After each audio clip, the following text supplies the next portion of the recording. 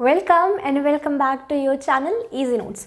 Last video में हमने cover किए थे टॉपिक डेलीगेशन और कमिटी सिस्टम। कुल मिला के यूनिट 2 खत्म हो चुकी है। इंपॉर्टेंट क्वेश्चंस बहुत जल्दी आने वाले हैं क्योंकि एग्जाम्स तो सर पे आ गए। ठीक है, तो आज के वीडियो में हम कवर करेंगे स्टाफिंग। जिसने लास्ट वीडियो नहीं देखा प्लीज़ जाके देख लो, डिस्क्रिप्शन में लिंक है। So let's get started. Staffing unit 3 का टॉपिक है। यूनिट 3 में बहुत सारे टॉपिक हैं। स्टाफिंग है, डायरेक्टिंग है, मोटिवेशन है, ट्रेनिंग डेवलपमेंट है, परफॉर्मेंस अप्रेजल है, सिलेक्शन, बहुत सारे पर जल्दी से कवर हो जाएंगे। ठीक है, सो स्टाफिंग में पढ़ना है nature of staffing, function of staffing, significance of staffing, staffing का प्रोसेस और वो फैक्टर्स जो स्टाफिंग को अफेक्ट करते हैं। Okay, what is staffing? Staffing is a managerial function by which an organization utilizes all its employees for the organizational goal. Okay, so staffing जो होता है उसका सेम मतलब सिंपल मतलब यही है कि लोगों को ढूंढना, एम्प्लॉयज़ को ढूंढना, वो जो तुम्हारी जॉब, तुम्हारी ऑर्गेनाइजेशन, तुम्हारे बिजनेस के अकॉर्डिंग सूटेबल हो और फिर उनको रिक्रूट करके उनको सिलेक्ट करके उसके बाद उन्हें अपना एम्प्लॉय बना के उन्हें ट्रेन करके उनसे अपना काम निकलवाना। This is all what staffing is. Okay, so now nature of staffing. Staffing का नेचर क्या होगा? देखो, मैंने तुमसे हर वीडियो में कहा है ऑलमोस्ट कि कुछ फंक्शंस रट लो: कंटिन्यूअस, डायनामिक, यूनिवर्सल और मैनेजरियल फंक्शन। ठीक है, स्टाफिंग एक मैनेजरियल फंक्शन है। कंटिन्यूअस है क्योंकि टर्मिनेशन होता रहता है, ट्रांसफ़र होता रहता है, सिलेक्शन होता रहता है। ठीक है, तो ये कंटिन्यूअस प्रोसेस है। ऐसा नहीं कि आपने एक बार कर लिया तो पूरी लाइफ टाइम चलेगा, ख़त्म। ठीक है, तो कंटिन्यूअस भी है। डायनामिक है क्योंकि सोचना पड़ता है, समझना पड़ता है, सिलेक्शन करना पड़ता है, तो डायनामिक तो है क्योंकि कॉम्प्लेक्स है। ठीक है, उसके बाद पर्वेसिव है। कहाँ नहीं लगती स्टाफिंग? हर जगह लगती है, बट ऑब्वियसली घर की काम वाली भी रखनी हो ना तो उसमें सोचना पड़ता है किसको रखा जाए। ठीक, तो स्टाफिंग इज पर्वेसिव से। सूटेबल सिलेक्शन या फिर रिक्रूटमेंट का क्राइटेरिया सेलेक्ट करना होता है। एनालाइजिंग स्किल्स लगती हैं इसमें। ठीक है, तो ये कुछ रहे स्टाफिंग के नेचर्स। ये जो नेचर्स है, अब स्टाफिंग फंक्शन क्या परफॉर्म करेगा? स्टाफिंग जब लोगों को रिक्रूट करने का मतलब, उनको सेलेक्ट करने का मतलब स्टाफिंग होता है, तो उसका फंक्शन क्या होगा? To provide employment opportunities, to select best suitable candidate. ठीक है, to look after the development of all the employees. Okay, so ये सब कुछ फंक्शंस हैं। कुछ और भी हैं जो मैंने यहाँ लिख दिए। देखो, staffing is not a topic to get explain you this much. ठीक है, इतना एक्सप्लेनेबल टॉपिक नहीं है, but still at a glance हमें जाना है तो कुछ फैक्टर्स हैं जो स्टाफिंग को अफेक्ट करते हैं, इंटरनल एक्सटर्नल, वो हम देखेंगे। ठीक, बाकी फंक्शंस तो बताए मैंने। अभी आते हैं सिग्निफिकेंस। सिग्निफिकेंस क्या होगा स्टाफिंग का? देखो, मैं फिर से कह रही हूँ, सिग्निफिकेंस का मतलब होता है इंपॉर्टेंस। और कोई भी चीज़ इंपॉर्टेंट क्यों होती है? अपने नेचर की वजह से। जो भी काम वो परफॉर्म कर रही होती है, जो भी उसका नेचर होता है, उसी की वजह से उसकी इंपॉर्टेंस बनती है लाइफ में, दुनिया में, कहीं पर भी। ठीक है, आप जैसे हो, जो भी करते हो, उसी की वजह से आप किसी ना किसी को इंपॉर्टेंट हो। अपने माँ बाप के बेटे हो, बच्चे हो, जो भी हो, उसकी वजह से आप उनके लिए इंपॉर्टेंट हो। तो ये आपकी आइडेंटिटी है, that you are their child. ठीक, तो सेम चीज़ स्टाफिंग के साथ है। स्टाफिंग की जो डेफिनेशन है वो उसकी आइडेंटिटी है कि स्टाफिंग क्या होता है।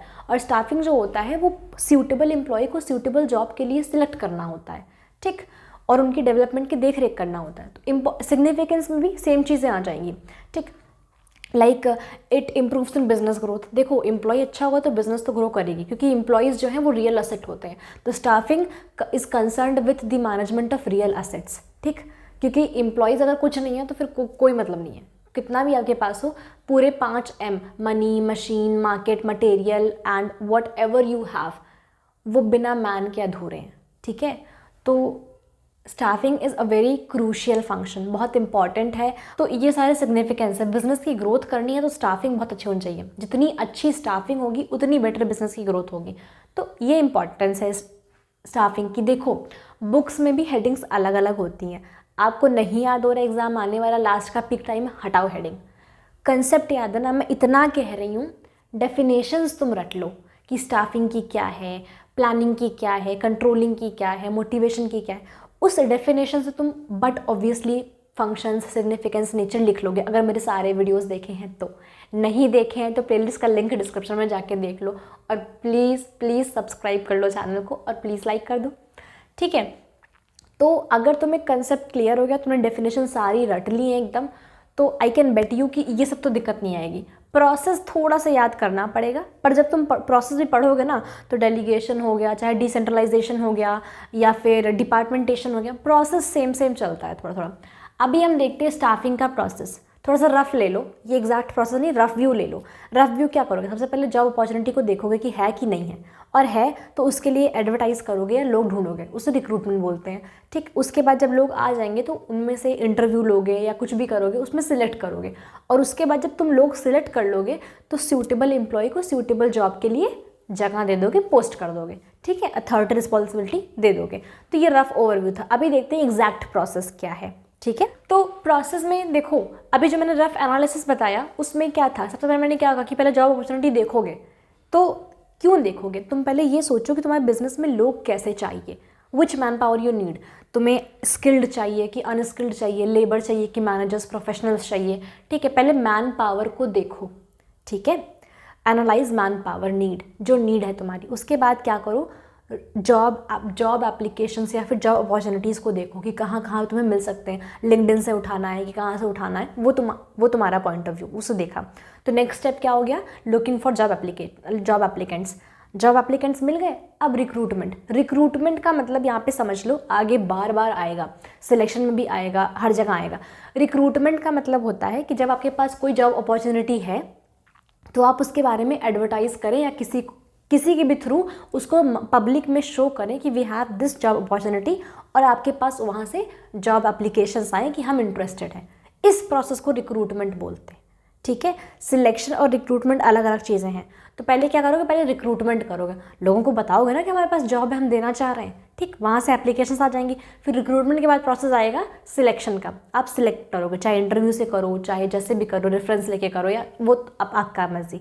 ठीक, उसके बाद जब आपने सिलेक्शन कर लिया तो आप क्या करोगे, प्लेसमेंट करोगे ना, यू विल प्लेस कि तुम्हारी ये जॉब है, ये रोल है, ये पैकेज है, एंड ऑल।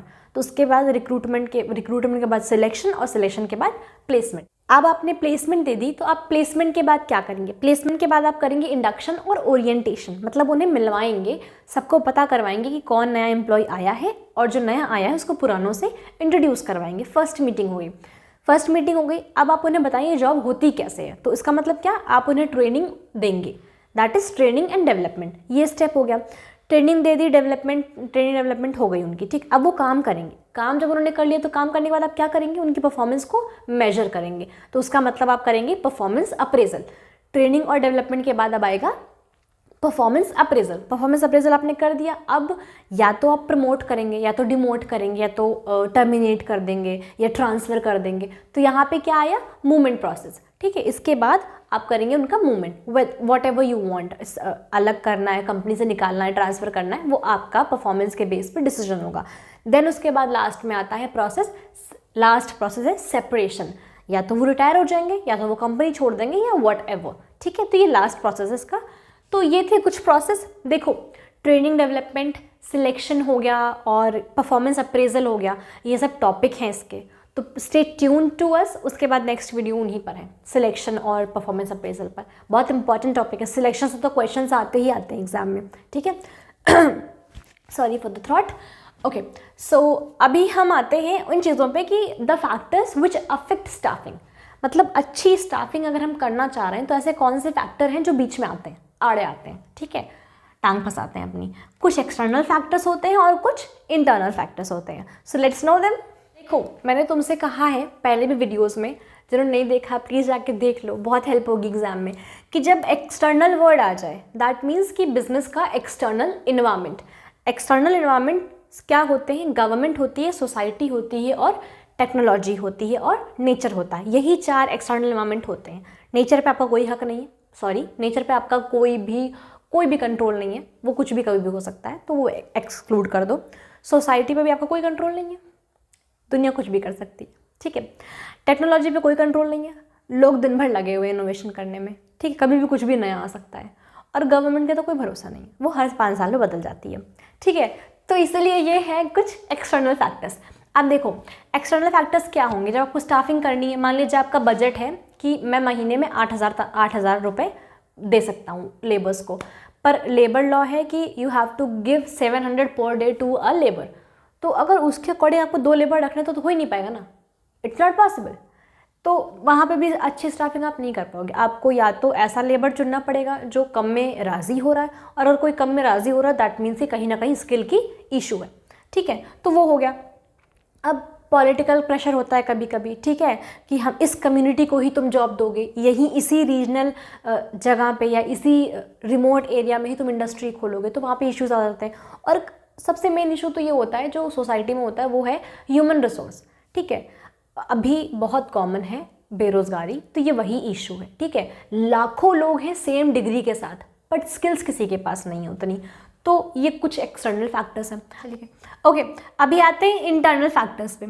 इंटरनल फैक्टर्स वो फैक्टर्स जो विद इन द ऑर्गेनाइजेशन हो, ठीक है।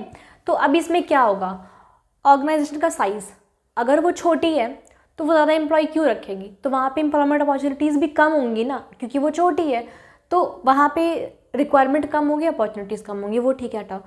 ऑर्गेनाइजेशन की इमेज, अगर इमेज बहुत अच्छी है ना, तो स्किल्ड से स्किल्ड बंदा भी वहाँ का एक बार इंटरव्यू देना चाहेगा, ठीक है। बट अगर इमेज ही स्पॉइल्ड है कि वहाँ का वर्किंग कंडीशन अच्छा नहीं है, या वहाँ की सैलरी टाइम पे नहीं आती, या ये वो जो आपस में मार्केट में चलती हैं बातें, तो वहाँ पे जो स्किल्ड है ना वो हमेशा कतराएगा, तो आपको बेस्ट कैंडिडेट तो मिलेगा नहीं उसी वजह से, ठीक। और जो चीज़ होती है वो होती है कि ऑर्गेनाइजेशन का प्लान क्या है। अगर मान लो उसका प्लान है एक्सट्रीम सक्सेस, 5 साल में 10% ROI बढ़ाना अपना, मतलब 10% रिटर्न बढ़ा लेना है अपना, तो वो ऑब्वियस सी बात है बहुत स्किल्ड, बहुत प्रोफेशनल और एक्सपीरियंस लोगों को रिक्रूट करेगी, जो कि एक हिंड्रेंस भी होता है क्योंकि बहुत आसानी से मिलते नहीं हैं ऐसे लोग, ठीक है। अगर उसका है कि ठीक है स्लोली बस ग्रो करना और एक्सपैंड करना है, ठीक है, हॉरिजॉन्टली एक्सपैंड करना है, तो वो और लेबर ले आएगी और मैनेजर ले आएगी और लाइनें बना देगी जो 2-4, ठीक है, हॉरिजॉन्टल लाइनें, ठीक। तो ये कुछ इंटरनल फैक्टर्स हैं। तो इसी के साथ हमारा स्टाफिंग का टॉपिक होता है खत्म। नेक्स्ट वीडियो में हम लेकर आएंगे सिलेक्शन और परफॉर्मेंस अप्रेजल। तब तक के लिए तुम देख कर आओ ना डेलीगेशन वाला वीडियो।